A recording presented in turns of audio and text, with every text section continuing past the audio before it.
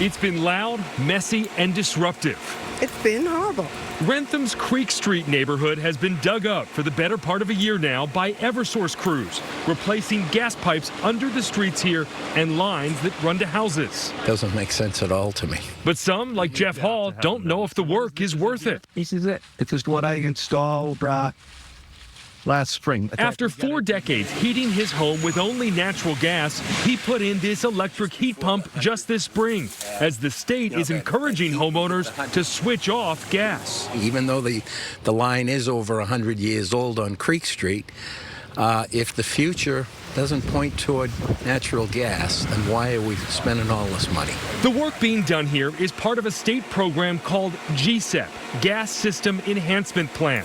State lawmakers created it 10 years ago to speed up the replacement of old, potentially leaky pipes, like these century-old bare steel pipes Eversource showed us that workers are pulling out of the ground in Rentham. Along the pipe, see scaling of the pipe itself, and it actually starts to leak right through the pipe. GSEP incentivizes gas companies to do this work more quickly by letting them pass the cost to customers right away.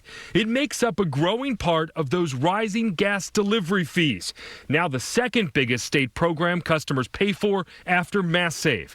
Spending hit $901 million in 2025, growing 300% in the 10 years since GSEP began. Are projects like this making this transition off gas just more expensive?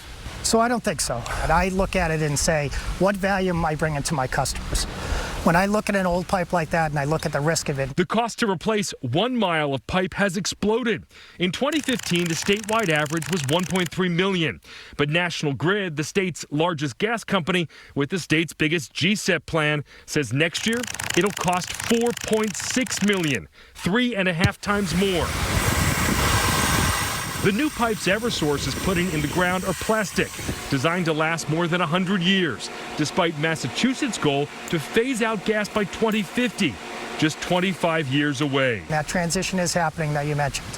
That is several decades out. Until that happens, we have to make sure that we continue to deliver a safe and reliable service. It doesn't make sense. We're not going to be using gas for 100 years. Priya Gundbeer, an attorney at the Conservation Law Foundation in Boston, served on a state panel to recommend changes to GSEP. We need the gas system to be safe while we make the energy transition, and anything beyond that means customers are paying for infrastructure that they're not using. Nobody wants to pay for things they're not using, and nobody should have to pay for things they're not using. The State Department of Public Utilities adopted some of the changes this year, including lowering the cap on gas company spending and pushing them to focus on cheaper leak repair instead of pipe replacement.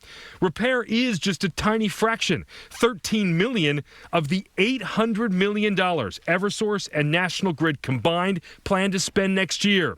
Gundbeer says DPU needs more power to reject projects, but some think GSEP should be phased out entirely now, especially because the electric grid needs billions of dollars in upgrades as more people, like Jeff Hall back in Rentham, switch to electric heat. Gas companies are continuing to sink customer money into a pipeline system that the state does not intend to use. National Grid would not agree to an interview about this, but I asked a company spokesman how they can justify such rapidly rising construction costs for this program, up 41% from this year to next year, while inflation runs about 3%. In a statement, the company did not answer that question, but blamed the complexity of doing this work in dense urban areas like Boston. In the newsroom, I'm Ben Simoneau, WCVB News Center.